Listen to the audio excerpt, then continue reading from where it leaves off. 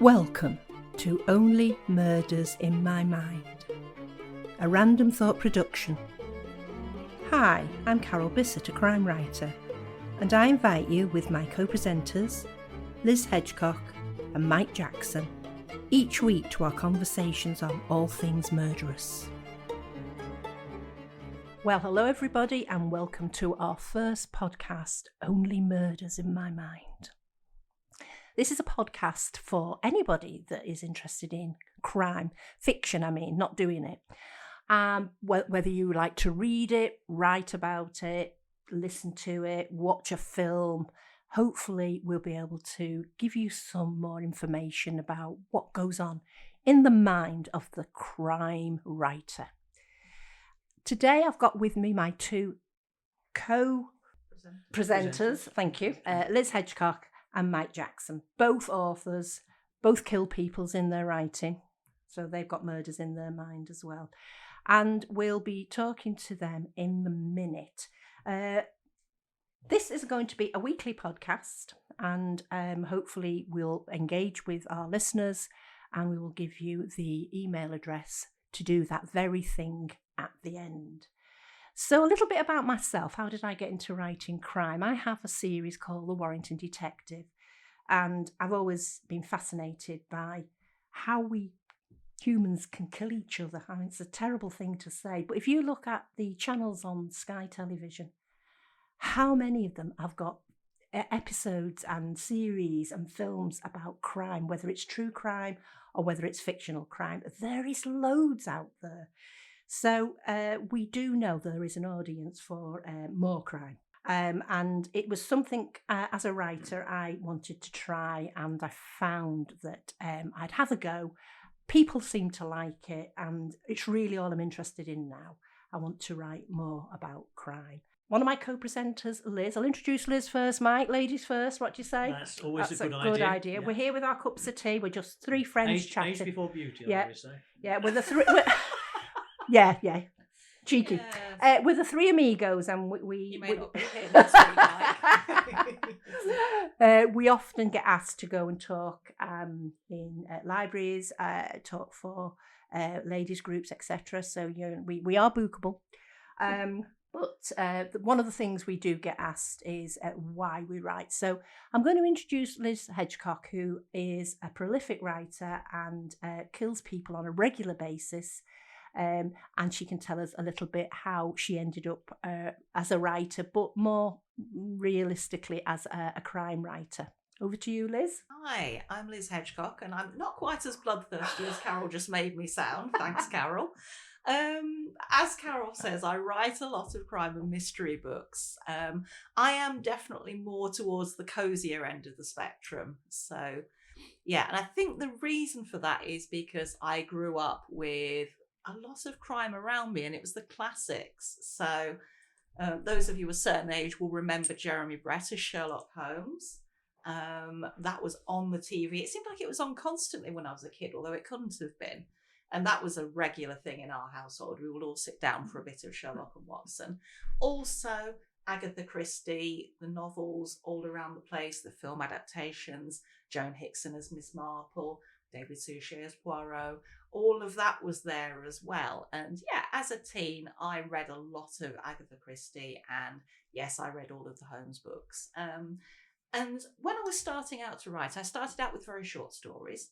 Then the stories got a bit longer, and eventually I thought I want to try my hand at the actual full-length novel.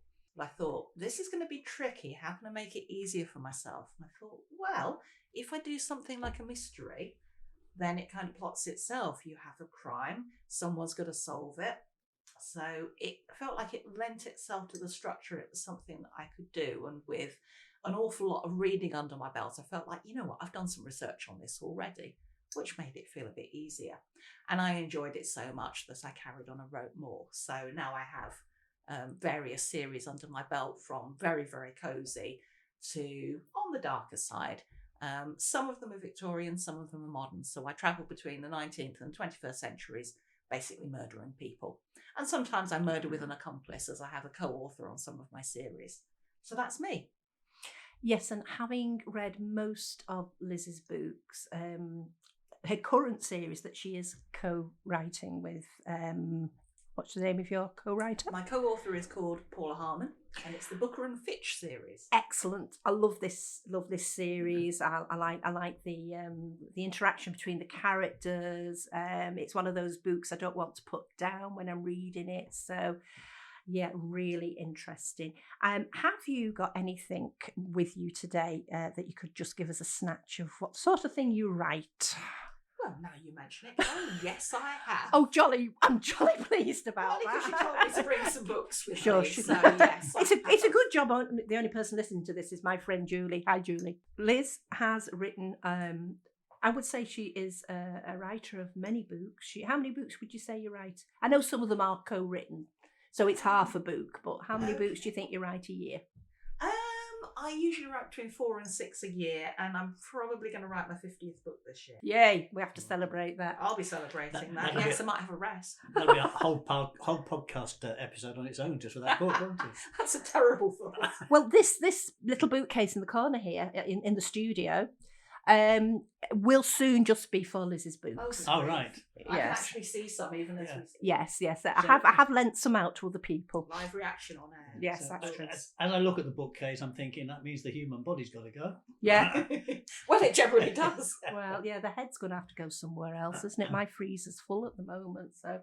That reminds me of a story, but we'll come to that later, as they always say.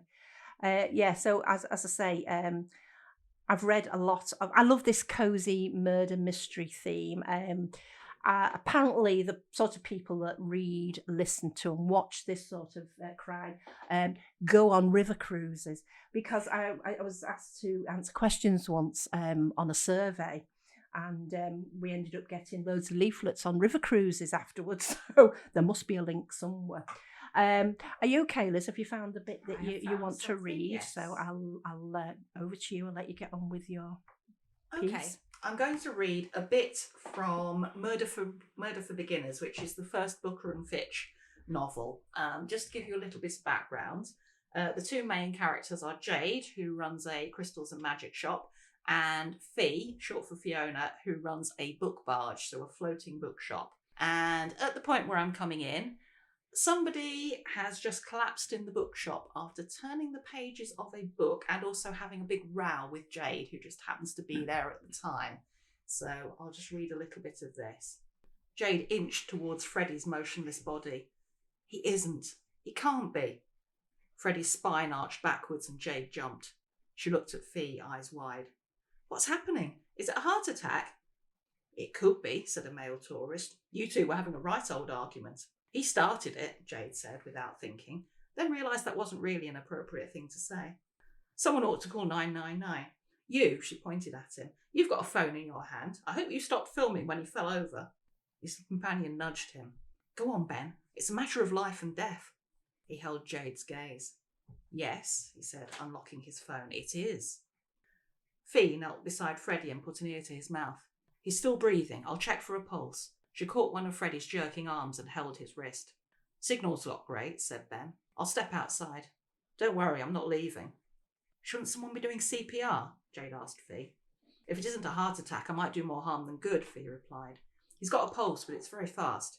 His heart must be racing, but at least it's still beating. Freddie, can you hear me? Give me a sign if you can. Freddie showed no acknowledgement of Fee's request. His teeth chattered, his head jerked, and he twisted as if he was being electrocuted. He seemed to be in a private hell of his own. I'm sorry, thought Jade. Don't let it be something I did, even if he did start it. All for a stupid book. The book lay forgotten a few feet away, and Jade reached for it. But as soon as she touched it, she withdrew her hand and rubbed her fingers on her skirt. Fee, you don't think that book had anything to do with it, do you? What?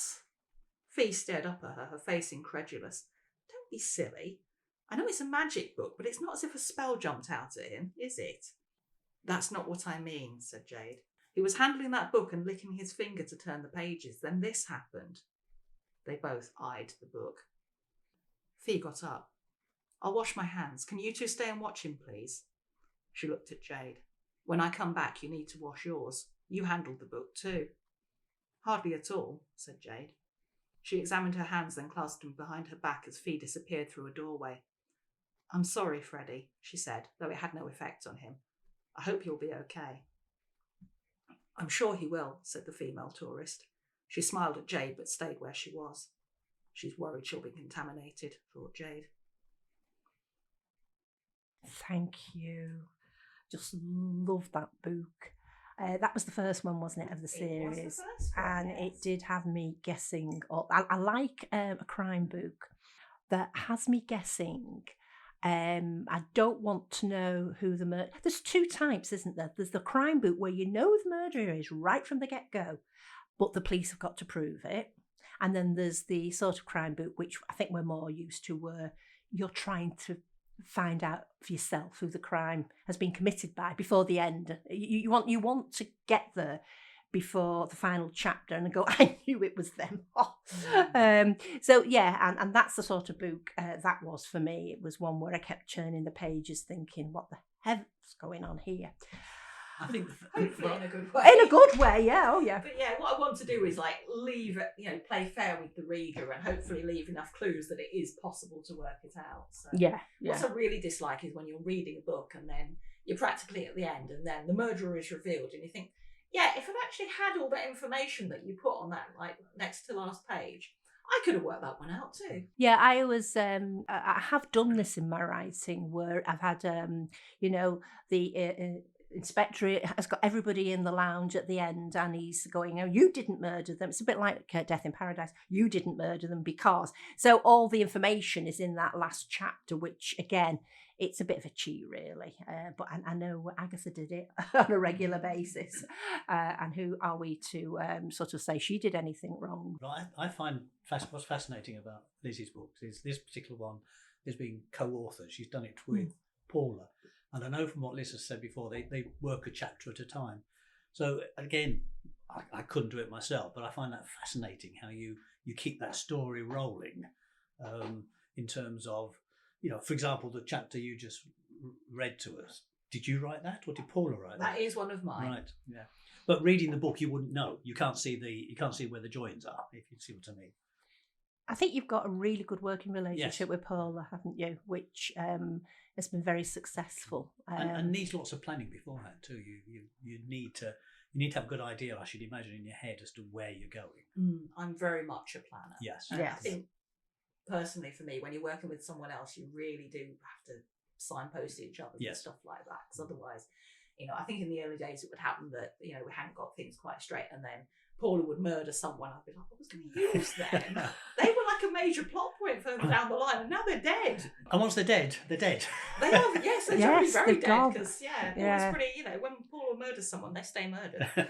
Yeah, I must admit, I get very attached to my detectives in my Warrington detective books. But I do kill major characters off on a regular basis and do get quite upset about it because, they're my friend and I don't really want to kill them off. But you do anyway. I do anyway, yeah. So, no, I'd like to introduce Mike, who is the master of the short story and has written quite a few, and they're usually grisly, aren't they, Mike? In a sometimes in a short way, yeah. But I mean, very often, so now and again, when you read one of your stories out, it makes me laugh. Probably it shouldn't. I'm not sure. And very often it's like, oh, I didn't see that coming. So, when you retired, did you visualise yourself writing short stories? That's the first thing I'm going to ask you. No, I think when I retired, because I'd worked in education as a teacher, I saw myself writing children's novels. And I tried that and got about 20 chapters into it and found that I was just going round in ever decreasing circles. Because one of the problems with me is that, unlike my two colleagues here, I'm a lazy writer. They both plot, and I'm what would be described as a pantser. I fly by the seat of my pants and make it up as I'm going along. And with a novel, you can't do that. You've got to know where you're going to finish. And that's what I find so appealing about short stories, because they are so short, you don't need character development or backstory or anything. As a lazy writer, I can write a short story and leave a lot of it to the reader's imagination, so they have to fill in the gaps rather than me writing them, which I find more rewarding. you. More you. And I find what I am doing is that the shorter the story, the better. And it's not easy to write a very short story. No. I've tried this and I've succeeded, but how good it is another thing, you know. So I take my hat off to you there. And I'm not quite sure. I mean, I think, unlike the pair of you who have made a decision to go down that road of writing about crime, I find that my stories that have a criminal link or a murder in them happen almost accidentally. I don't set off to plan to write a short story where somebody gets murdered, but I do find some humour in crime, and I do find some humour in death and murder, which might say something about me. And I think that's why the stories come out as they do. And I've also been accused of killing my dear wife a very, very, very number of times. And do you know, dies she's on a lovely. regular basis. And she's a lovely lady. She is, yes, alive. She's a lovely lady. She's a lovely lady.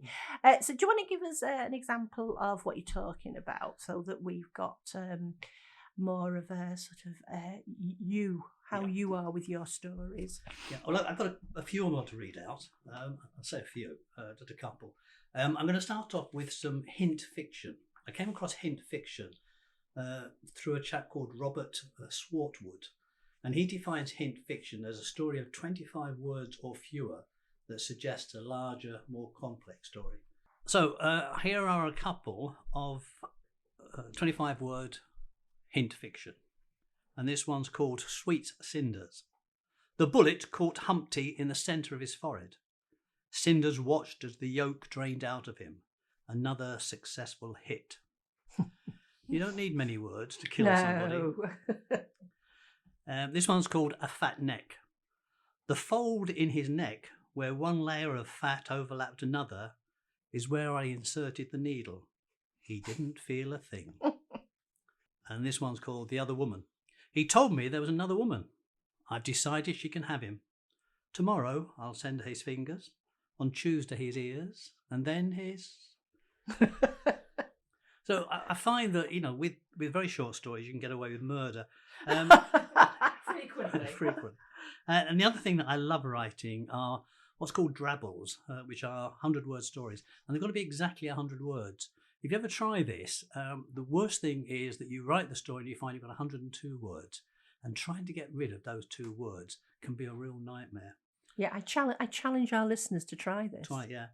Stephen King, I found this quote from Stephen King. He said about short stories, a short story is a different thing altogether.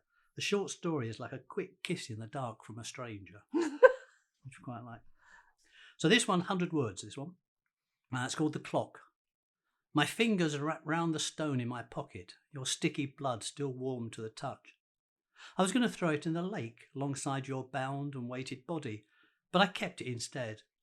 A reminder of the day I finally found the courage to do what I should have done years ago.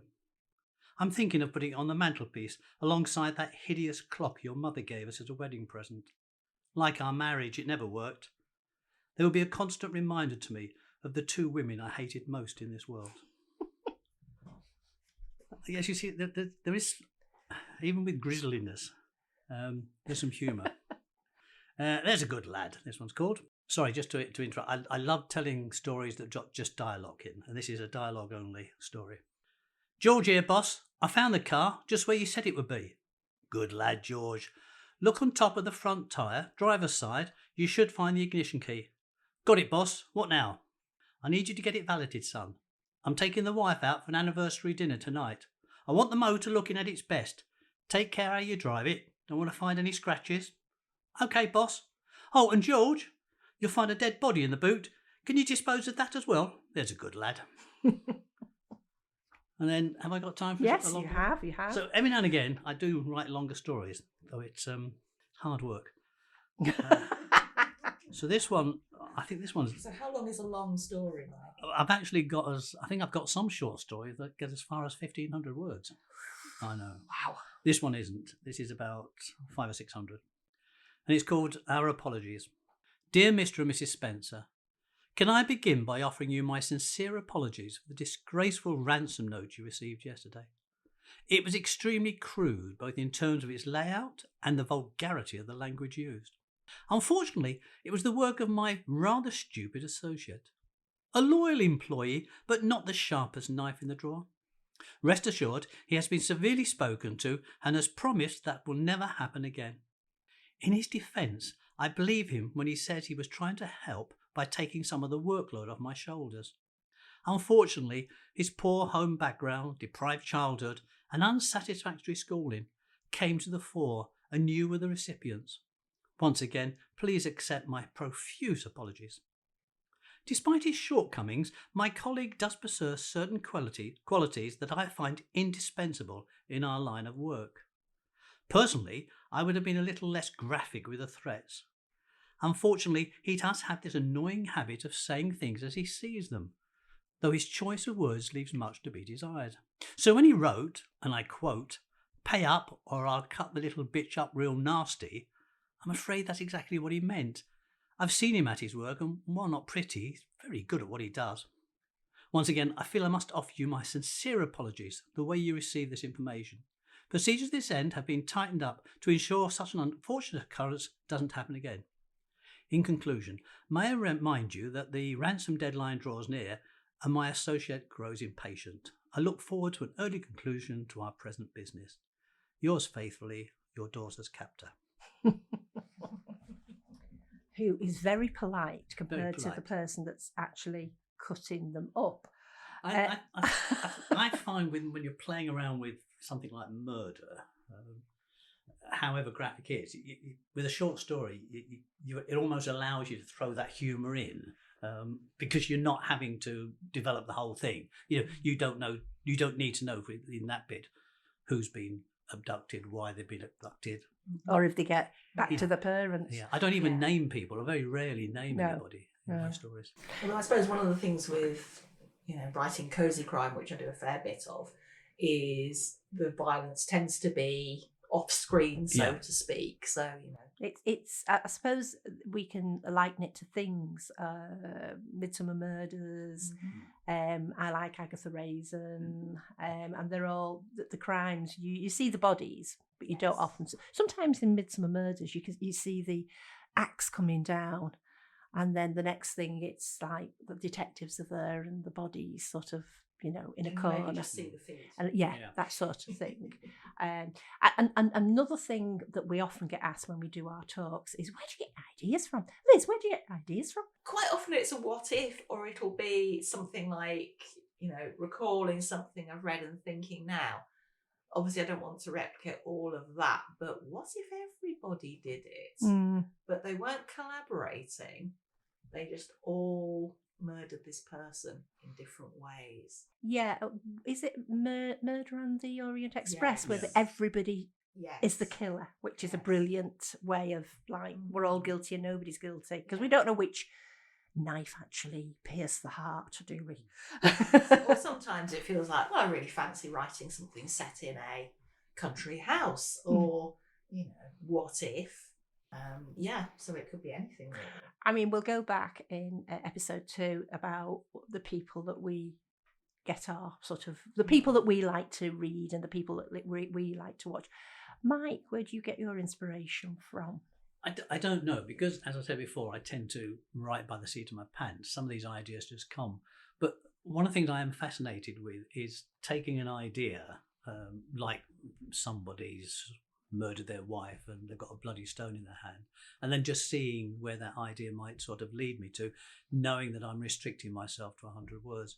And the other thing is I came across something that's called fractured fairy tales, which is a bit like the Humpty Dumpty one I read out, where Cinderella is an assassin, and he didn't fall off the wall; he was shot.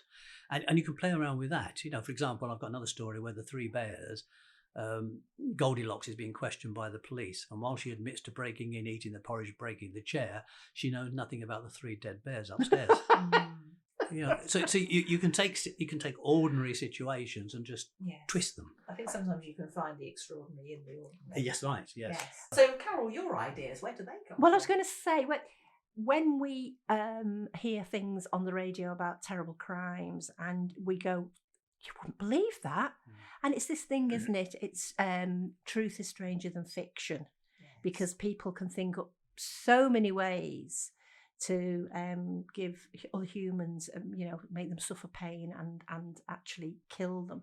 And some of my friends that know me, who are beta readers, and we'll talk about beta readers again at a point in the future, because an important part of the process, go, how do you sleep at night when you've written this grisly scene where people are being, tortured, etc. Well, I do sleep at night, so I don't know what that says about me, really. But my ideas I get from something we're going to talk about it in the next episode. The people that influenced us, the people whose books we read, films we watched, etc. And also true crime. Every now and again, I'll watch something and I'll think I can incorporate that in one of my stories. But yes, it's all about having a bit of a warped mind, I think. Slightly. I've also found too, because I sometimes I like playing around on the internet, and there are various people out there who put up prompts every week especially for 100 stories, and they often put a picture prompt up, and I find that helps. Some of the pictures I see sometimes will generate an idea. Yeah. I mean, I am on my computer, I have got more chapter 1 sort of stored on my computer than probably anybody else, because I would very often think, well, that's a good idea, and get to the end of the first chapter. And I think this is something you stumbled with, wasn't it, Mike, when you decided you'd write your book, and get to the end of chapter 1 and go, I haven't got a clue what's going to happen next. I find that if the story's going to go anywhere, it's going somewhere by chapter 2, and by chapter 3, it's getting up ahead of steam. So I know where I'm going. With crime, you really do have to plan it. For my other books, I just wrote by the seat of my pants, but you do have to be careful with crime, because the one I'm writing at the moment, I completely forgot about one of my bodies that had been found earlier in the book. You can't do that sort of thing. It's unfortunate if you forget one of your bodies. It's careless. Poor man's in the once, forgivable, but twice. Yeah, there are rather a lot scattered around in this particular book anyway. So I think we'll bring this episode, our very first episode, to a close. And as I say, we will be discussing next week. We will be discussing the crimes we consume, the books we've read, the TV we watch, the films we love, and how did that influence our work. And we're going to talk a little bit about what we're working on at the moment. So from myself, Liz, and Mike. Goodbye. Bye. And remember, it's only scary when the light goes out. You have been listening to Only Murders in My Mind, a Random Thought production, produced by John Bissett. The music in Peril was composed and recorded by OM Studio Strings.